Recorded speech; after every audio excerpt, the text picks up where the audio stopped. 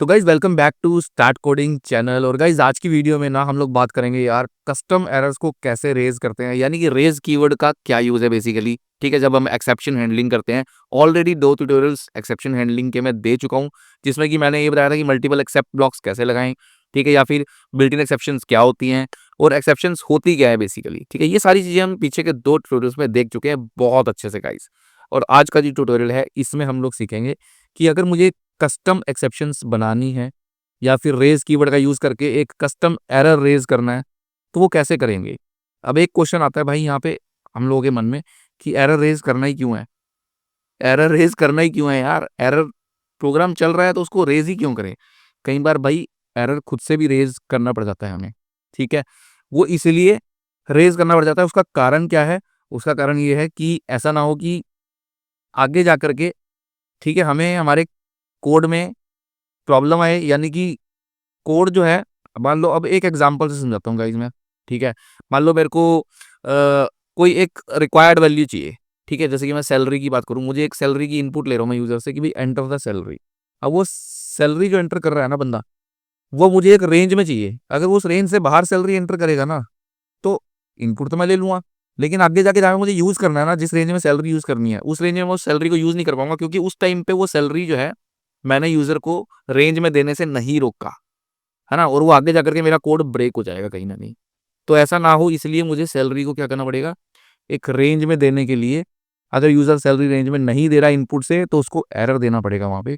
ठीक है, एरर देना पड़ेगा कि भैया सैलरी नॉट इन रेंज करके दिखाता हूँ प्रैक्टिकली, ताकि यूजर जो है उतनी ही रेंज में जो है सैलरी दे, वरना आप अपने कोड को आगे नहीं जाने दोगे।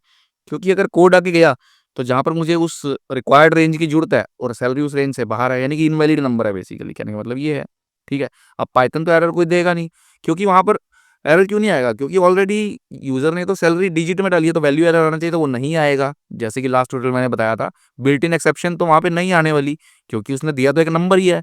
ठीक है, तो एरर नहीं आएगा, लेकिन वो एरर हमें खुद से बनाना पड़ेगा और एरर यूजर को दिखाना पड़ेगा, और उसको हम हैंडल भी करेंगे एक्सेप्शन को, यानी कि मैं रेज भी करूंगा एरर को और फिर उसको हैंडल भी करूंगा। उसको अच्छे से तरीके से दिखाएंगे, जैसे यहाँ पे हम दिखा रहे हैं ना, इस तरीके से, ऐसे नाइस तरीके से दिखाएंगे कि भाई ओनली मान लो 5,000 टू 20,000 सैलरी अलाउड, ऐसा कुछ उसको यूजर को मैसेज दिखाएंगे प्यारा सा। ठीक है, और कोड हमारा आगे जाएगा नहीं, आगे नहीं जाएगा तो आगे जाके कोड ब्रेक होगा नहीं, यानी कि इसलिए हमारे को कस्टम एरर्स जो है ना वो रेज करने पड़ते हैं गाइज बेसिकली। तो ये है मेन मुद्दा कस्टम एरर्स को रेज करने का। तो चलिए, उम्मीद करता हूँ आपको समझ में आया होगा, प्रैक्टिकली करके देखते हैं यहाँ पे। ठीक है, तो अगर मैं मान लो बिना ट्राई एक्सेप्ट के ये चीज़ करना चाहूँ तो क्या मैं कर सकता हूँ। तो मान लो मैंने एक सैलरी नाम से वेरिएबल बनाया, ठीक है, और मैंने यहाँ पर इनपुट फंक्शन का यूज़ करते हुए यूज़र से बोला कि एंटर सैलरी। ठीक है, यूज़र सैलरी दे रहा है और सैलरी की वैल्यू मेरे को मिलेगी। ठीक हो गया। अब जब सैलरी की वैल्यू मुझे मिलेगी तो मैं चाहता हूँ कि वो सैलरी एक रेंज में आए बेसिकली, तो मैं भाई लिखूंगा इफ़, ठीक है, मान लो मैं बोलता हूँ कि if salary is less than 10,000, और एक कंडीशन देता हूँ सैलरी इज ग्रेटर देन, जो है मैं बोल देता हूँ 70,000। मैंने दो रेंज ले ली कि भैया सैलरी अगर 10,000 से कोई कम डालता है या फिर सैलरी अगर कोई 70,000 से ज़्यादा डालता है तो हम लोग आगे नहीं बढ़ेंगे, हम यूज़र को बताएंगे कि सैलरी नॉट इन रेंज। ठीक है, तो मैं इस तरीके से लूंगा और यहाँ पे मैं रेज कीवर्ड का यूज़ करूंगा। देखो मैं रेज कीवर्ड का यूज़ कर रहा हूँ, ये लास्ट टॉपिक मैंने पढ़ाया था, लास्ट ट्यूटोरियल जाके देखोगे तो आपको समझ में आएगा और अच्छे से। ठीक है, कि अभी जो मैं कर रहा हूँ वो और अच्छे से समझ में आएगा। ठीक है, तो यहाँ पे रेज कर दूंगा। अब रेज जो है, अ, देखो रेज करने के भी दो तरीके हैं यहाँ पे। ठीक है, एक तो मैं बनी बनाई एक्सेप्शन को उठा लूँ कोई भी, जैसे मैंने वैल्यू एरर ले ली और इससे मैंने यहाँ पर एक मैसेज पास कर दिया। ठीक है, वैल्यू एरर पे कि मैं यहाँ पे लिख देता हूँ सैलरी नॉट इन रेंज। ठीक है, ऐसा मैंने वैल्यू एरर एक बना दिया है यहाँ पे बेसिकली। और अब मैं इसको रन करता हूँ तो ये कोड हमारा यहीं कहीं रुक जाएगा, एक वैल्यू एरर आ जाएगा, आगे नहीं बढ़ेगा कोड हमारा बेसिकली। ठीक है, अब मैंने यहाँ पे देखोगे बिल्ट इन एक्सेप्शन यूज करी है वैल्यू एरर। हम अपनी खुद की भी क्लास बना सकते हैं, जैसे क्लास वैल्यू एरर है, ऐसे में class salary not in range error भी बना सकता हूँ। उसके बारे में जरा अभी करते हैं बात। ठीक है, पहले एक बार इसको क्लियर करें। तो चलिए इसको रन करते हैं पहले तो, और विदाउट ट्राई एक्सेप्ट देखते हैं कि कैसा यहाँ पे चलने वाला है ये बेसिकली। ठीक है, तो मैं एक मैसेज भी यहाँ पे लिख देता हूँ। अगर सैलरी रेंज में आती है तो मैं लिखूंगा सैलरी इन रेंज, ठीक है, सैलरी इज इन रेंज, ऐसा कुछ मैं अभी जस्ट सिंपलीफाई करने के लिए कोड को बस एक मैसेज प्रिंट कराना चाहता है। अगर ये सक्सेसफुली कोड चल जाता है तो यहाँ पे लिख देंगे great salary is in range, ठीक है। अभी के लिए मैं ऐसा लिख रहा हूँ और मैं इसको रन करता हूँ बेसिकली, ताकि आपको समझ में आए। चलिए, मैंने जैसे ही इसको रन करा तो यहाँ पे मैं इनपुट लूंगा सैलरी की, और इसको मैं सैलरी एक रेंज में देता हूँ पहले तो, ठीक है। मैं इसको लेट से 40,000 देता हूँ, जो कि रेंज में है बेसिकली, ठीक है। Great salary is in range, यानी कि कोड हमारा सही चल रहा है, बिल्कुल कोई भी दिक्कत नहीं है, क्योंकि सैलरी एक रेंज में आ रही है बेसिकली, ठीक हो गया। चलिए अब फिर से रन करते हैं।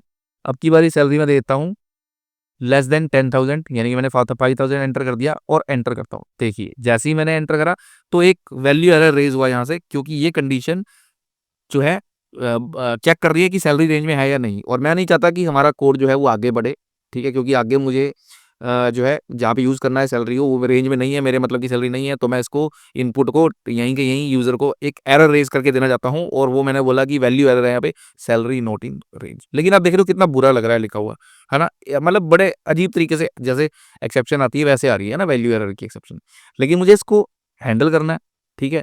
तो लास्ट ट्यूटोरियल में बताया था कैसे हैंडल करते हैं, बस वैसे ही यहाँ पे करेंगे, ठीक है। हैंडल करने के लिए अब क्या करना पड़ेगा, यानी कि अब यहाँ पे ट्राई एक्सेप्ट को तो यूज़ करना ही पड़ेगा गाइस। तो चलिए ट्राई एक्सेप्ट को यूज़ करते हैं और थोड़ा अच्छा बनाते हैं इसको, ठीक है। इसको ट्राई में लेके आएंगे और देन हम यहाँ पे आते हैं जी। ट्राई में आने के बाद यहाँ पे एक्सेप्ट बनाएंगे, ठीक है। एक्सेप्ट वैल्यू एरर, अब इसको यहाँ पे हैंडल करूंगा एज ई, ये भी बता चुका हूँ लास्ट ट्यूटोरियल में, ठीक है, एज ई, और यहाँ पे बोलूंगा प्रिंट ई, ठीक हो गया। अब देखिए, अब यहाँ पे जब मैं इसको रन करता हूँ तो एरर किस तरीके से आएगा आप देखना गाइस। एक्सेप्ट से हम क्या कर रहे हैं, एक्सेप्शन को हैंडल कर रहे हैं बेसिकली, जो कि हम अभी तक देखते आ रहे हैं पिछले 2-3 ट्यूटोरियल से। चलिए फिर से 5,000 डाली, अब देखो सैलरी नॉट इन रेंज, मतलब एक प्रॉपर तरीके से मैंने एरर भी रेज करा और उसको हैंडल भी करा उस एक्सेप्शन को, तो दोनों चीजें होगी यहाँ पे फर्स्ट क्लास, ठीक है। और कोई भी किसी भी तरीके का एरर गंदा भी नहीं लग रहा है यहाँ पे, और मेरे को मेरे मतलब की इनपुट जब मिलेगी तभी मेरा कोड जो है वो आगे जाएगा। यानी कि अगर मैं इनपुट जो है वो 35,000 सॉरी 35,000 देता हूँ, तो देखो great salary is in range, यानी कि 70,000 से लेस और 10,000 से ज़्यादा, ठीक है, तो बीच में आ रही है। यानी कि परफेक्ट यहाँ पे हमने देखा कि किस तरीके से हम रेज कीवर्ड का यूज़ करके जो है एक खुद की जो एक्सेप्शन है वो मतलब बेसिकली फोर्सफुली एरर को रेज कर सकते हैं, ठीक है। और रेज करने के बाद उसको आपने हैंडल भी करना है। इसको यहाँ पे क्या हो रही है, एक्सेप्शन हैंडल हो रही है, लेकिन यहाँ से एरर क्या हो रहा है, एरर रेज हो रहा है। जब वो डिटेक्ट होता है तो रेज होता है, ठीक है, तो यहाँ से रेज हो गया। सेम चीज यहाँ पर भी होती है, जब हमने लास्ट ट्यूटोरियल में देखा था, ठीक है, वैल्यू एरर यहाँ से रेज होता है, लेकिन वैल्यू एरर वही होता है कि जब वैल्यू सही नहीं है तो वैल्यू एरर रेज होता है। बिल्ट इन जो वैल्यू एरर होता है वो लास्ट ट्यूटोरियल में बता दूंगा वो क्यों रेज होता है। वो अगर इंट यहाँ पे मैं इनपुट ले रहा हूँ, इनपुट स्ट्रिंग में आती है और उसको इंटीजर में कन्वर्ट कर रहा हूँ, लेकिन अगर वो इनपुट हमारी एक स्ट्रिंग में नहीं है तब यहाँ से वैल्यू एरर एक्चुअली में रेज होता है। लास्ट टॉपिक है वो आप जाके देखोगे आपको समझ में आएगा वैल्यू एरर, ठीक है। लेकिन यहाँ पे तो यूजर तो डिजिट दे उसमें ही रहा है बेसिकली, मतलब न्यूमेरिक वैल्यू ही दे रहा है ऑलरेडी, ठीक है, तो इसलिए एरर आएगा नहीं कोई, लेकिन मुझे तो एरर रेज करवाना है अब। लेकिन मैं क्या कर रहा हूँ कि मैं चाहता हूँ यहाँ पे सैलरी चेक करूँ कि किस रेंज में, तो उस रेंज में अगर आती है तो ठीक है, फिर तो चलेगा कोड आगे, नहीं तो हम इसको बोलेंगे कि भैया सैलरी नोट इन रेंज। तो यहाँ पे इस तरीके से हम फोर्सफुली एरर को रेज करते हैं गाइस, ठीक है। एक तो ये हो गया रेज कीवर्ड का यूज और exception handling with raise keyword. अब बात करते हैं कि कस्टम एरर्स को कैसे रेज करते हैं। कस्टम्स एरर का मतलब क्या है कि मैं चाहता हूं भाई यहाँ पर जो लिखा हुआ है ना वो आए सैलरी नॉट इन रेंज, ये एरर दिखाना चाहता हूं मैं, क्योंकि मैं नहीं चाहता वैल्यू एरर का यूज करूं, मैं खुद का एरर बना चाहता हूं salary not in range error. अब ये कैसे करेंगे, यहाँ पर भी लिख देते हैं। अभी तो चलेगा नहीं है, जाहिर सी बात है, अभी तो एरर आएगा ना गाइस यहाँ पे, क्योंकि ऑलरेडी ये डिफाइन ही नहीं है, इसको पता ही नहीं है ये कौन सा एरर है। देखो यहाँ पे अगर मैं लिखता हूँ इज नॉट डिफाइंड, पाइथन को नहीं पता ये क्या है, वैल्यू एरर तो बिल्ट इन था, हमने उसका यूज कर लिया। चलिए इसको करने के लिए हम यूज करने वाले हैं यहाँ पे क्लासेस का, ठीक है। थोड़ा सा कंसेप्ट क्लासेस का बताऊंगा और ज्यादा डिटेल में अभी नहीं जाएंगे, लेकिन ये बता दूंगा कि क्लास से कैसे कस्टम एरर बनता है।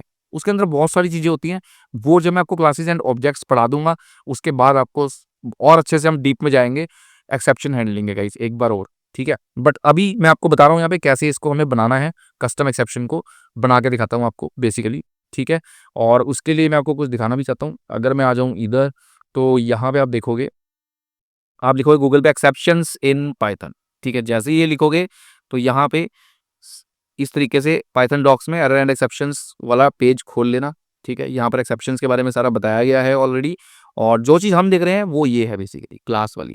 ठीक है, इस तरीके से एक क्लास बनानी है मुझे, पास कीवर्ड लगा दूंगा, अपनी क्लास का एक नाम दे दूंगा, और उसको जो है बेस क्लास जो है यहाँ पे एक्सेप्शन की सब जो बेस क्लास होती है हमेशा, ठीक है, उससे आगे ही बाकी क्लासेस बनती हैं, वो जब हम क्लासेस ऑब्जेक्ट्स पढ़ेंगे तब समझ आ जाएगा। तो हम इस एक्सेप्शन बेस क्लास को यूज करके एक क्लास इनहेरिट करेंगे, और उसका नाम बी की जगह क्या रख देंगे, salary not in range error, ऐसा करने वाले हैं गाइस हम। ठीक है, तो चलिए अपने कोड में आते हैं वापस, देर किस बात की है, यहाँ पर आकर के क्लास बनाते हैं, class salary not in range error. ठीक हो गया, देखो एरर चला गया, और इसको एक्सेप्शन से इनहेरिट करना जरूरी है यहाँ पे। ठीक है, और यहाँ पे पास लगा, तो बस दैट्स इट गाइस, इतना सा काम था यार। ठीक है, कस्टम एरर बन गया। अब देखो, अब इसको रन करेंगे तो फर्स्ट क्लास चलेगा यहाँ पे, और यहाँ पे लिख भी देते हैं हम salary not in range error. ठीक है, इस तरीके से लिख भी देते हैं यहाँ पे, वो लिखा हुआ खुद भी आएगा, लेकिन वो अच्छा नहीं लगेगा मुझे, अच्छे दिखाने के लिए हम खुद लिख भी रहे हैं यहाँ पे कि भैया ये वाला एरर रेज हो रहा है आपकी बारी। ठीक है जी, अब इसको रन करते हैं, अब इसको फिर से सैलरी देते हैं यहाँ पे, अब मैं देता हूँ उसको 4000 सैलरी। ठीक है, या फिर 90,000 देते हैं, की बारी ज़्यादा देते हैं, 90,000 एंटर करते हैं, तो देखो salary not in range error, salary not in range. तो बेसिकली यहाँ पे क्या हो रहा है कि अब यहाँ से ये वाली जो एरर है रेज हो रही है। अब ये कैसे हो रही है, ये इंटरनल इम्प्लीमेंटेशन है, इसको भी समझेंगे, अभी नहीं, जब क्लासेस एंड ऑब्जेक्ट्स आपको पढ़ा दूंगा उसके बाद समझने का फायदा है इस चीज को। ठीक है, अभी के लिए इतना ही था इस टॉपिक में कि कस्टम एरर को रेज कीवर्ड का यूज करके कैसे करना होता है रेज, और कस्टम एरर कैसे बनाने होते हैं खुद के। ठीक है, ये ऐसे एरर हमारे को बनाने पड़ते हैं, जैसे ऑर्गेनाइजेशन में जब हम काम करते हैं ना, या एक ऑर्गेनाइजेशन होती है, ठीक है, तो कंपनी के कुछ अपने एरर्स हो सकते हैं जो वो दिखाना चाहते हैं। जैसे मान लो कोई कंपनी है, ठीक है, वो मैसेजेस की बहुत सारी टेम्पलेट्स जो है बना टेम्पलेट्स के लिए इनपुट लेती है, टेम्पलेट्स बनाती है। ठीक है, जैसे वेलकम टेम्पलेट और इस तरीके की मैसेजेस की टेम्पलेट्स बनाती है, कॉन्ग्रेचुलेशंस टेम्पलेट। अब वहाँ पे अगर कोई गलत इनपुट दे देता है तो यहाँ पे एरर आ जाएगा टेम्पलेट एरर, तो हम टेम्पलेट एरर बना सकते हैं यहाँ पे। ठीक है, उस कंपनी के नाम का टेम्पलेट एरर। तो इस तरीके से मतलब एक कंपनी जो है अपना स्टैंडर्ड क्रिएट करने के लिए खुद के एरर्स हम यहाँ पे क्रिएट कर सकते हैं, इसीलिए हम लोग कस्टम एरर्स को क्रिएट करते हैं गाइस। ठीक है, तो अभी के लिए इतना ही था इस टॉपिक में, बाकी उम्मीद करता हूँ आपको ट्यूटोरियल जरूर पसंद आएगा गाइस। और आपके लिए एक असाइनमेंट है, असाइनमेंट ये है, मैं स्टार्टिंग में बताना भूल गया कि आपको एक असाइनमेंट दूंगा। असाइनमेंट आपने करनी है, अगर आप यहाँ तक आ गए हो वीडियो में तो आप एक असाइनमेंट करो अच्छी सी। असाइनमेंट में आपको ये करना है कि आपको एक नंबर गैसिंग गेम बनानी है गाइस। ठीक है, तो नंबर गैसिंग गेम बना के दिखाओ मुझे, और जल्दी से कमेंट सेक्शन में बताना मुझे कैसे बनती है नंबर गैसिंग गेम। चीटिंग वीटिंग करने की कोशिश मत करना, कोशिश करो खुद से बनाने की ज़्यादा से ज़्यादा। ठीक है, इस तरीके की यूज़ करके बेसिकली, ठीक है, बना सकते हो। और अच्छी सी नंबर गैसिंग गेम बना के दिखाओ मुझे कि नंबर जो है वो नंबर जैसे सैलरी है इसकी जगह नंबर आ जाएगा, नंबर अगर जो है एक नंबर देना है यूज़र को, वो गैस करके बताना है। ठीक है, तो उसके लिए आप लोग जो है ट्राई एक्सेप्ट का यूज़ करके बनाओगे उसको, और अगर नहीं बना पाते तब भी कोई बात नहीं, नेक्स्ट ट्यूटोरियल इसी का आने वाला है जिसमें मैं ये आपको एक छोटा सा नंबर गैसिंग गेम जो है ट्राई एक्सेप्ट हमने सीखा, उससे हम बनाना सीखेंगे कैसे बनाते हैं बेसिकली। ठीक है, नेक्स्ट वीडियो में गाइज। और बाकी गिट की प्लेलिस्ट को भी देख लेना एक बार, गिट की प्लेलिस्ट है चैनल पे, पाइथन की प्लेलिस्ट है, वहाँ से आप लोग बाकी चीज़ें सीख सकते हो। जैसे आपको गिट सीखना है तो गिट के भी ट्यूटोरियल यहाँ पे चल रहे हैं। ठीक है, अभी और डालने हैं ट्यूटोरियल्स यहाँ पे, तो वो भी जल्दी ही डाल दूंगा मैं। उसके अलावा पाइथन के ट्यूटोरियल यहाँ पे चल रहे हैं। ठीक है, पाइथन के ऑलरेडी 53 आ चुके हैं, आज का भी ट्यूटोरियल 54 हो जाएगा। ये मैं बट पढ़ा चुका हूँ टॉपिक सारे। पीएचपी सीखनी है तो पीएचपी भी सीख सकते हैं, 4 आवर्स का है। Then you if you want to learn web development course then you can opt for this one playlist. ठीक है, यहाँ पर एडवांस सीएसएस तक मैंने पढ़ाया है ऑलरेडी, अभी जावास्क्रिप्ट, रिएक्ट, नोड जेएस, वो सब कुछ शुरू करेंगे इस बारी बारी से। बाकी अगर वीडियो पसंद आए तो वीडियो को लाइक करना, चैनल को सब्सक्राइब करना।